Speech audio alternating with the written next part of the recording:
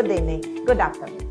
My name is Tatiana Kovai, and this is podcast Happy at Work. In our podcast, we discuss the different topics which connected with the very important topic for me, employee happiness. We try to use the power of happiness for changing world of work. And today, with our guest, we will discuss my favorite topic, happiness and leadership. Today, our guest is Sophia from Nairobi, Kenya. Hi, Sophia. Hi, Tatiana. It's so lovely to connect. Thank you.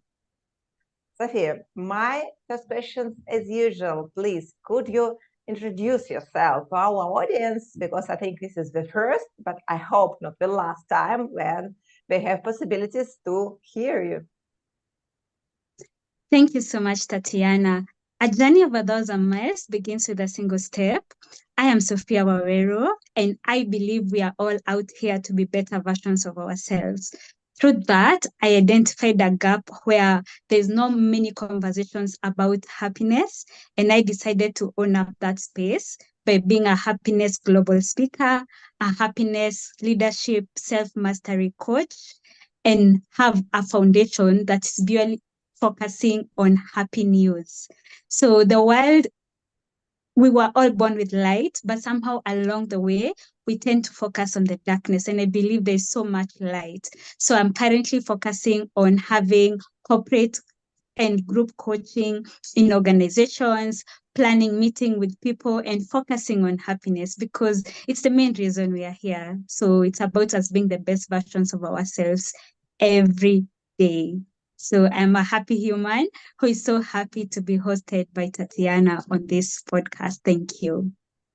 Thank you, Sophia. And my first question is for you. What is happiness for you as a person and as professional? I love that. Happiness to me is about being present in the moment, really grounded in this moment and maximizing my capacity with every resource I'm exposed to. So one thing about happiness is it's right here. It's right here with us. This moment I'm talking to Tatiana, but most of the times you want to focus on the past, which causes us stress, or the future, which causes us anxiety. So by learning to be grounded and working on atomic habits where you have a routine, we are creatures of habits.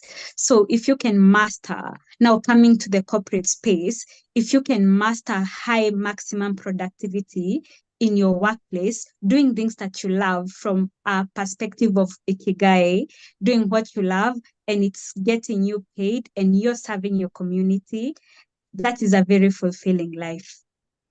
Mm-hmm. When we talk about happiness in the context of work, from the perspective of leaders, from the perspective of employees, from the perspective of HR, how do you think, what is the best way to talk about happiness in this context? Because sometimes people who work in business say happiness, it's not about work, it's about private life. What does the happiness in the context of work means for you from a different perspective? Thank you for that. I think my first starter point would be from an employee perspective. It's about the employee engagement. How do they feel about their job satisfaction and high morale? So as HR and employees engage every day, how do we check for that? Are there employee surveys that support that? The employee net promoter score? Because the first customer you have as an organization is your employee. Because if your employee is not happy, there is no way they will deliver the best results for your main customer. So it's about understanding that the more you maximize on ensuring your employees are at a good state, the more results you will have for your company. And this will build a positive work culture. And how you get to do this is through creativity and collaboration. Can the team members feel like they have a sense of ownership in the company where they work, as well as having a space where they are getting to really grow? So is there business growth? How do you ensure there's business continuity in a sustainable manner? You mentioned ikigai. I think it's very, very important for all of us to find our ikigai. For you, what company could make for people to help them to find the ikigai and to understand how their current job helps them to be in the mind of the ikigai? One thing about opportunities, I was once working with a founder who always would say that talent is universal, opportunity is not. So it's about aligning everything in the company to people's strongholds. So I will use myself as an example. The first time I joined an organization, I joined as a sales trainee. That's an internship. But because this was a company that had so many opportunities, I got to evolve every year with a new position because the opportunities were provided for me and that opportunity for growth to deliver the best results in any department that I felt I was suitable for.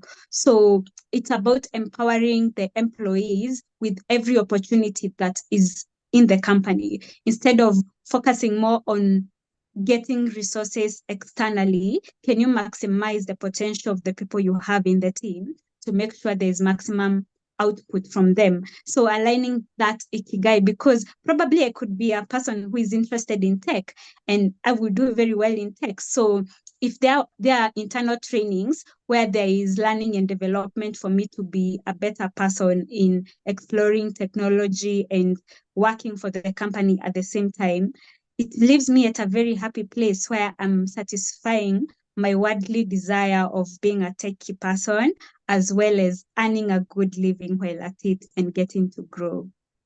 Mm-hmm. I want to ask you personally when we talk about happiness, because I have different questions for you and about happiness. What is your favorite exercise to improve your happiness? I'm already excited because that is so home to me. I love dancing because there's just the immediate dopamine, endorphins, all energy the moment you just move your body. So I'm a big advocate for move your body. Even when I'm doing workshops, before I even start, people have to stand and just move your body. It has a way of grounding you back to the present moment and give the best at that moment. The other way I love doing it is through yoga. You know, when you're moving your body, it's also a way of moving your body and in a meditative way. It's so expansive and really makes you get to know what your creative genius is.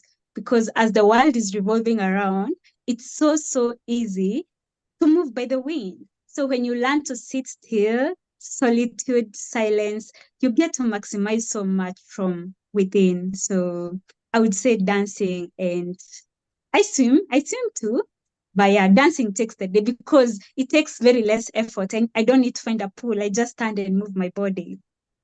I remember, like, I visited one of the conference about happiness, and there was research. He said that the best what you can do for your happiness is dancing. You're absolutely right. And here in Brazil, also, I see a lot of people who like dancing, and I like it.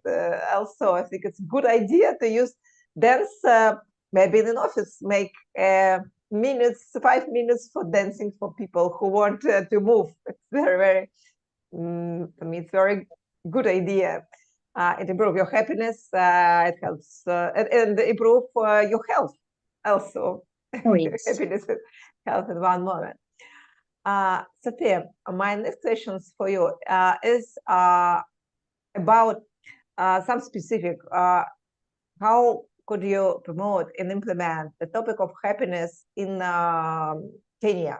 Because I talk with people from absolutely different countries, with absolutely different culture. Maybe you make a short explanation about work culture in your country. I think that not all the people who will hear this podcast know about it. For example, I know what one type of culture we have in USA, and I met with experts from USA, and we discussed the hardworking environment, also like United Arab Emirates.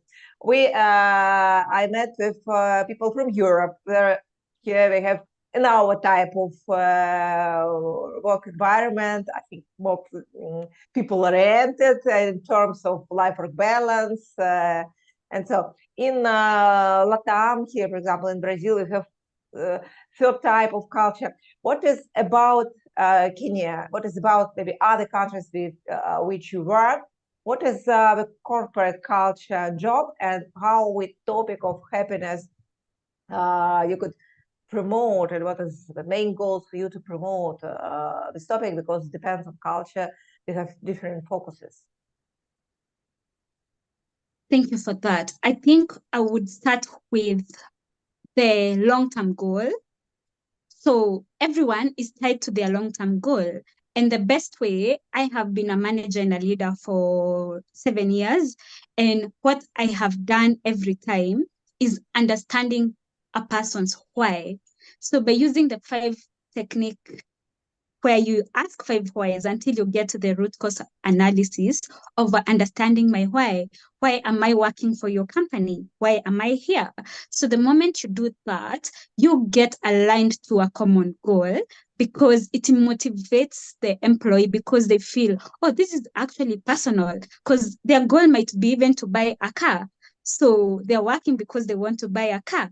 So it becomes very easy to align other goals where we have the objective key results and the KPIs, because this employee has good understanding that if I attain my KPIs and my OKRs, I have an opportunity to grow by a particular percentage on what I am earning. So making it a very there's that unison of ensuring that we are both chasing the same thing at the end of the day. It doesn't feel like I have to report to work to show up for my employer, but there is something I'm gaining at the end of the day. So it's a very mutual addition of value to everyone at the end of the day.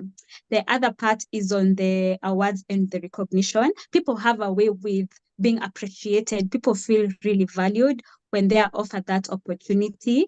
And the best way to approach that is, sometimes we're so focused on pressing where we feel things are not being done. So someone might be doing 90% or 80% things the right way, but then you focus on the 20% and you totally miss out on the 80%, which would be amazing if you started there, so that the employee feels really valued and they're actually delivering results. Then share the room for improvement in a very empathetic way. So it comes to open communication, because so many things go wrong in the space of communication. So can we be there to listen with compassion and empathy by understanding where the employee is coming from, then offering actionable steps that they can follow, and they end up taking ownership and accountability of their results. So they get celebrated for being there to deliver the best results at the end of the day. The other part would be on the work-life harmony. Most people call it work-life balance, but I prefer to call it harmony, because the goal is to live a calm and peaceful life. So how do you harmonize the two? As an employer, you are open to flexible working arrangements where you're very supportive of the employee, and upon request, because always understanding that humanity comes first. Something might be going wrong at their homes. So extending that grace by understanding, why is this employee performing like this today? And it goes a long way to involve yourself in a caring manner that the employee really opens up. So you might be in the middle of giving them criticisms and feedback at a very trying moment in their life, not knowing they're actually nursing a sick child. And there are ways to extend grace in such situations, at the same time get to deliver the results that are expected for the company. Mm-hmm. May I ask you about culture of feedback? because in different countries you have a different culture. For example, in Latam, usually with straight feedback or critics, it's not good for people. It have a huge demotivation. For our countries, so like example, CIS countries, in a lot of countries, people could work with straight feedback or critics and look at this like a possibility for improvement. And also, for example, in the USA, what is about your country? What is the best way to give people feedback? What one time from one side we have a space for improvement, and from other side we motivate for improvement and not demotivate the person with our feedback. I think the best approach would be something I've been there to use in the past. It's the LOX model, where you first listen to understand, because sometimes we like being listened to, but we miss listening to the other party. So I would say first listen to understand, then observe, because through observing, it gives you an opportunity to get to the options, and the options helps you to see what is the best way for me to influence the results. And remember, at the end of the day, is to deliver the results that are set, and we all have different approaches, but the best approach is always to understand where the employee is coming from. So as you're communicating what needs to be set, how about checking on the options that are available on that, then get to close and follow up on where is the room for improvement. And it's also a style of coaching. So I think most people prefer a culture of coaching where I go do what is expected of me, then I come back, or if there is need for the person to reach out, they reach out, you support them, but then of the day they are getting to take full ownership and accountability of the results that they're delivering. Because at the end of the day, every employee wants to feel valued, and they want to feel, I actually did that. Mm-hmm. I want to ask you about leadership model. Which leadership model now is popular, and how is it changed during the past 2-3 years, especially after hard pandemic time? Correct. And I think to that point, what comes top of mind for me is how there is a shift on most of the employees right now are the younger generation. So having a millennial approach in leadership, where there is a lot of accommodation on people valuing ikigai. People want to live a life that is fulfilling, and they feel they're serving their purpose every day. So where there's a shift into that, it gets very supportive of them. And to come back to allude to what you just mentioned about COVID, people never knew there would be an adaptive way of working from home. That was purely impossible. Everyone had to always show up in the office 8 to 5. But now every employer is saying, wait a minute, there are actually employees who are super productive because they are working from home, because they get to prioritize their health. I always call it the 2020 success formula. It's by Robin Sharma. It's about owning your morning and elevating your life. So if I have an opportunity to wake up early and fill my cup, because you can never give from an empty cup. And what happens most of the times, if I am working from the office, I barely have time to do anything for myself. I wake up and freshen up real quick and rush to beat traffic to get to work. But now with the freedom of working from home, I can wake up at a good time, take my morning walk, or go to the gym, listen to a good podcast like Tatiana's, or get to journal. I can get to meditate. There's so much to do. And then I settle into my morning slowly and have the highest productive day because I've already filled my cup. So it's the best thing that could have happened in that adaptability. And again, adding to technology has made life so easy. We can see, you're in another continent and I am here, and we are having the best impact in the world by having a podcast on happiness and leadership. So when you look at the change of times, there's so much to be done. And at the same time, there are also opportunities for meeting like quarterly or have those annual parties where you're getting to meet, because again, there need to be that team cohesion. And I have attended a couple of those in different companies. So ensuring that the team still sticks together. And because of the company growth, sometimes there are new employees, and it might be a bit tough for them to learn about the company culture and feel like they belong. So that is the most affected aspect as of now on that company cohesion and the company culture. It might be more of I'm showing up for my work and that is it. So I think that is the part that employers and organizations need to be more intentional on. As much as we are working virtually, can we intentionally plan physical meetings at some point? Yeah, I think that is what I would share on that aspect. Thank you. Mm-hmm. My next question is about empathic leadership. We have a lot of discussion how to use empathy as leaders for better understanding the needs of our subordinates, of our team. What is your advice for leaders? How we could improve the skills of empathy? I attended, it was actually a training for senior HR leaders on how to approach the aspect of listening. So sometimes we talk a lot. As a leader, you might find you're talking the whole time. And as mean as it might sound, sometimes it's just good to shut up. That is how the instructor put it, no sugarcoating it.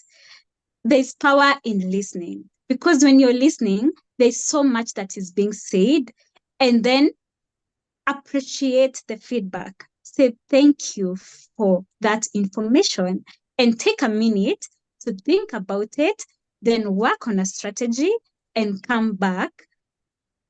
That's where the empathy applies. When you're coming back as a voice of reason and logic. And there are 5 influencing factors that I use for leadership.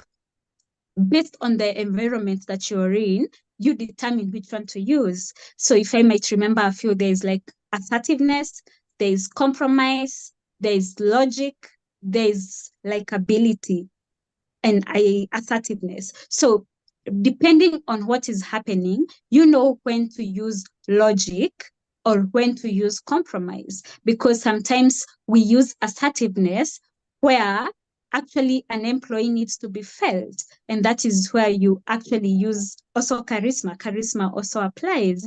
So about understanding and reading the environment, and leaders, we are gifted, so you can always read the environment and know what works best for this environment. But the only way you can learn is by sitting back. Sometimes you sit back and observe. So much happens when you observe. I once had a manager who we would go to the market together and he would say nothing. He would just stand at a corner of the market and just observe. And he would come back and do a really, really amazing report about the market, and just by the power of observation. So I would say we'll be more of a generation that listens more, and you make your conversations impactful by stepping back and working on that to come back with a very strategic point of view. Mm-hmm. My next question is about challenges and barriers which the company and leaders or HR could meet on the way for improving employee happiness. What challenges you saw on your way while you are promoting the idea of employee happiness? And maybe you have any ideas how to overcome these barriers. I like that. I think one of the challenges is that you all want to grow, and sometimes not everyone wants to grow. Some employees join the company with only one goal. They just want their money, their check, and that's it. So working on that part of employee engagement through surveys to understand why is actually the employee working with you. So how can you improve their environment better? So probably one, they are more interested in the skills and development that they can earn from this environment. So it's about having a very diverse system that supports each and every employee in a way that they feel valued. I think we all have different priorities at the end of the day, but sometimes there's always a meeting point. So it's about improving the systems on the learning and development, and there's always that part about hiring fast and firing fast. So, some things are over and beyond you, because you might, as I've mentioned, you might get someone in the team, but they actually don't want to be there. So if you can learn that at a very short time and adjust accordingly, the better. Because if you're not aligned, and I will use value systems, there is nothing as powerful as value systems. So are the people you're hiring aligned with the same values as you? So for instance, for me, my value system is fairness, authenticity, and integrity. So at the team members that I'm working with, do we hold the same values? Because if that is not the case, obviously we will be having issues. There might be issues of fraud with customers. And the moment you identify that with such employees, you have to make those tough decisions as a leader and implement as fast as possible. Mm-hmm. One thoughts with I usually discuss with different leaders and also with employees. They said, happiness, that means give me more money and I will happy. I usually have a lot of discussion about it, especially with people on different levels of organization in different countries. Do you have any arguments for leaders, for employees about discussion the topic of happiness in terms of material life? What is the best way for be happy in the situation? It's part of material life, a part of money, in how to use it right way, and also what else very, very important for our happiness. I'm interested to know your point of view on this topic.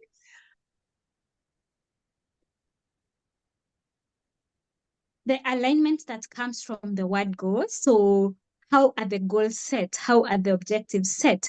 What agreement do we have from the word goal? And how does the employer get to honor that? And getting back to my time in 2016, when I started employment, I got into a startup which was growing very, very fast. There were so many opportunities. So my manager told me, you have to sell this specific amount of revenue for 3 months consecutively. And by doing that, you will automatically be a manager. You will be provided with a couple of resources. You'll have your own car, so many allowances. And I was like, cool, let's do it. And I went ahead and attained that. So I came back 3 months later and asked my boss, you said if I do this and this, then I will get this. And they were like, yes, we're actually hiring a new manager. So as soon as he gets here, you will get that. And he reported in 2 weeks' time. We went to a field trip together and he saw my work and he was like, you have earned your role. So it's yours for you to take.